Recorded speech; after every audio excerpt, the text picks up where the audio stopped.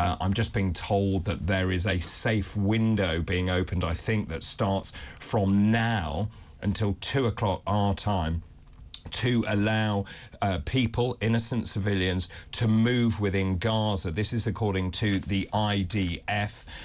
Also, if you are just waking up, let me bring you up to speed where we are. Israel has sent the first elite troops now into Gaza.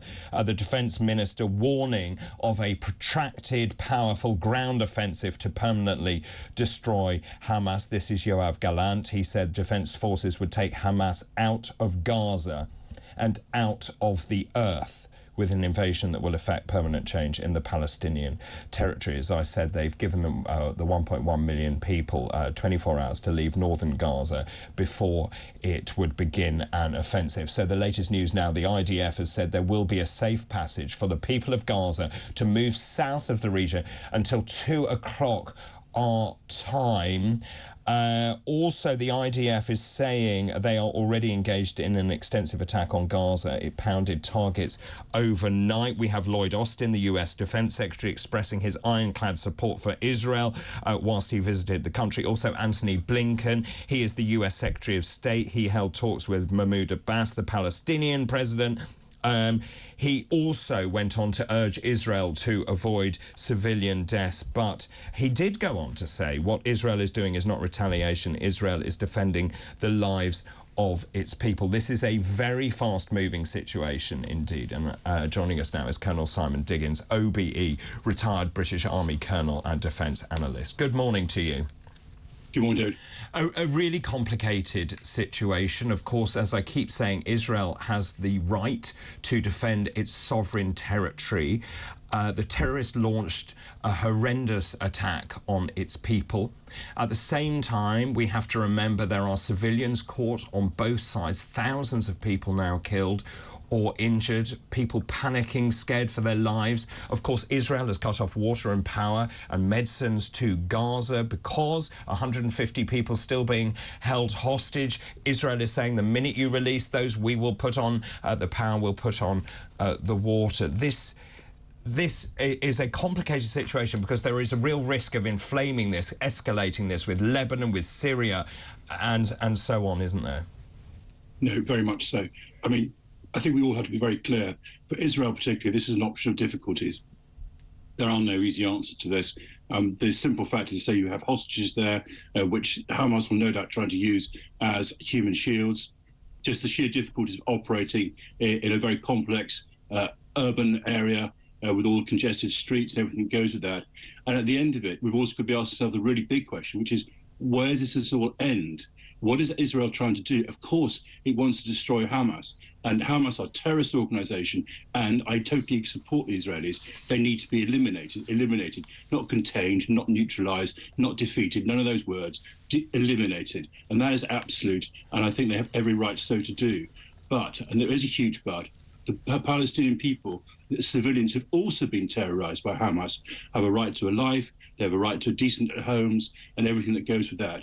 And trying to square those two things together is very difficult to do, very hard to see how that's going to work out if Israel conducts its offensive with, if you like, maximum brutality and force, and doesn't also stick to the law of armed conflict and ensure that it shows restraint towards how it behaves towards civilians. So, I mean, I do not, under any circumstances, want to underestimate how complex, how difficult this is for the Israelis and the dilemma they face.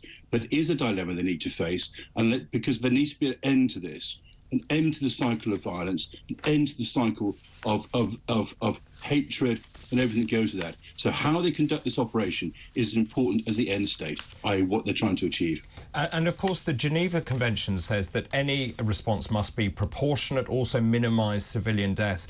In terms of what Israel does from here, I think you're right. It's just, it's an impossible situation. They can't win in any way. And just in terms of that, of course, the Israelis here in Britain, we're seeing the ramifications. We're seeing these pro-Palestinian marches taking place across the UK today. The terror threat level here in the UK high. Police being briefed by the Home Secretary as well, and tensions running very high. I heard from Jewish friends who said they're so frightened to go outside now to their houses. We got Sadiq Khan, posturing on the world stage, whereas actually what he should be doing is looking after people in London. That is his job. But this really does risk becoming far more than the Middle East, escalating into countries like this one. No, absolutely. And of course, that plays straight into Hamas's hands. And we should not be playing Hamas's games. Hamas is a terrorist organisation that's got as an absolute clear aim the elimination. It doesn't even call about the Jewish entity. It called on people around the world to attack and kill Jews wherever they happen to be. I mean, the limits of protest, the limits of free speech, and the testing of liberty is something which is a very hard conversation that needs to be had. And I'm delighted that the police are finally, and it is only finally, taking the action they need against them. It is absolutely deplorable that our Jewish friends and colleagues in this country are not able to go about their normal business. Their children cannot go to school wearing the Magen David. That is simply wrong. And if we got ourselves into that place, we need to pull ourselves out of it as well. Right, and of course you're referring to the Star of David there. Now, the UK has also become involved. Now, the UK has sent 2 Royal Naval ships, surveillance aircraft to the Eastern Med in plans to bolster security. What's the role of Britain here? Well, the role of Britain should be to support Israel to do the right thing. The role of Britain should be to support Israel to help to eliminate Hamas, because as Hamas's role around the world as a terrorist organisation and people who support terrorism from there. I hope by supporting Israel, we can also support them to operate, as I said, in a way that shows full respect for the law of international conflict, and with it, always an eye to what's the end, what are we trying to get out of this, and it must be some kind of peaceful settlement so that this does not go on in the future. So I think Britain's role is really important. It's key that we are seen to support Israel, not just with fine words, but with actions and with whatever we can do sensibly on the ground to help them. But at the same time, I hope, as a result of so doing, we can be that the quiet voice of conscience, the still voice of conscience, which says to Israel, and don't forget, what are we trying to achieve in the end? And what we all want around the world is a peaceful solution in the Middle East. Let's not, through our anger, through our rage, all of which is entirely understandable and entirely justified, lose sight of that goal. You mentioned the end game. What is the end game here? I think it's worth remembering that, and I hadn't realised the density of the population, 2 million people in Gaza. It's got the landmass the size of the Isle of Wight. It's a tiny piece of land, and you've got all of these people living there. What is the end game? Because surely what we want is for people to coexist in harmony and peace. No, agreed. I mean, there are 2 solutions which have been talked about and thought about over many years. The one is what they call the 2-state solution, where effectively there are 2 separate countries, both secure within the borders, both operating and coexisting. The other one is what they call the sort of 1-state solution, where essentially, if you like, the two areas, what is now the area under the Palestinian Authority, both Gaza and the West Bank, and Israel kind of amalgamate with 1 citizens from there. The preferred solution, the one that people have basically worked on, has tended to be the 2-state solution, but that is obviously very difficult to manage, and involves compromise on both sides. And the difficulty we've got is that with all this violence and then the cycle of violence, and the Israelis quite rightly are very cynical about whether Palestinians and the Palestinian Authority will ever, so if you like, bring its people to understand that there is a solution in hand. And Hamas's intention, and other groups who align themselves with them, is the destruction of Israel. They do not want a solution. What they want is, as they call it, the Jewish entity to disappear, which isn't going to happen and must not happen. So, the political endgame is very complicated. And I think most people will hope that people of goodwill can keep talking, but how does that happen in the middle of violence? So it's a matter of time. It's a matter of somehow finding a way through, even through these difficult times. But there is no easy answer, David, in Palestine and Israel, I'm afraid. And I suppose, in some ways, has this brought this to a head? We've talked about this 2-state solution for a very long time.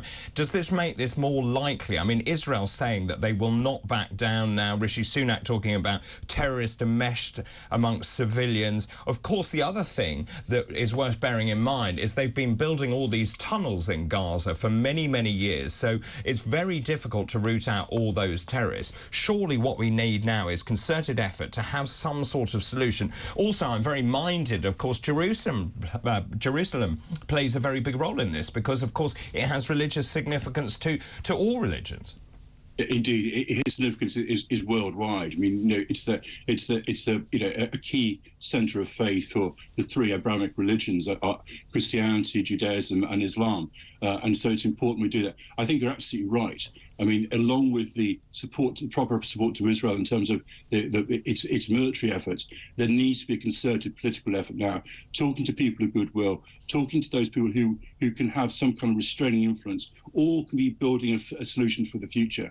What would be very sad is if the violence becomes, if you like, the only conversation that's happening on the ground. That's what Hamas wants. And we just can't play into what Hamas wants. We need to be in a position where there are other solutions outside violence, and that does require conversations of people who are interested in a political solution as well.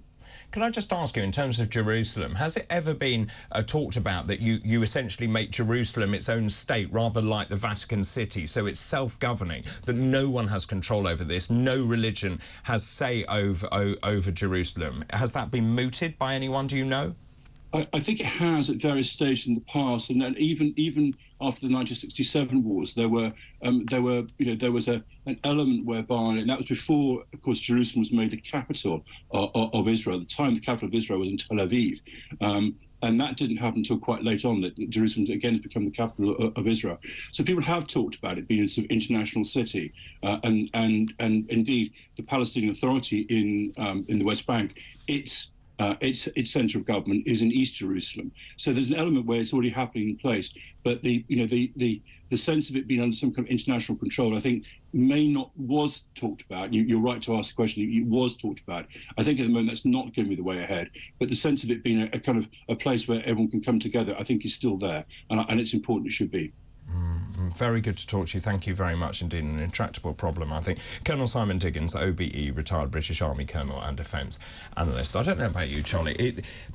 I didn't know whether they had been talking about that, but it seems to me that might be part of the solution, is to have two states, clearly. One state I don't think will ever work, but also then to essentially have Jerusalem as its own governing international community, rather like the Vatican, its own rules, its own access for everyone. Yeah, no, that's absolutely right, and that might be where the conversation leads next, but there will always then be the discussion around, well, who is part of that governing committee then? Who has the overall say? Because obviously, you have the Pope in terms of the Vatican. So who would be, if there would be a single figure, but how would you then balance the conversations and the dynamics in that situation? I mean, the other thing also, what Simon said there, is of course Hamas doesn't want this. It doesn't want peace. It doesn't want to see anything like that because it wants to see terror and anarchy. Exactly, and we were talking about this yesterday, and that's why I think to appeal to Israel and the state of Israel to say, do not play into the hands of Hamas. This is exactly what they want. They want to see such a provocation. They want to see such a brutal response from Israel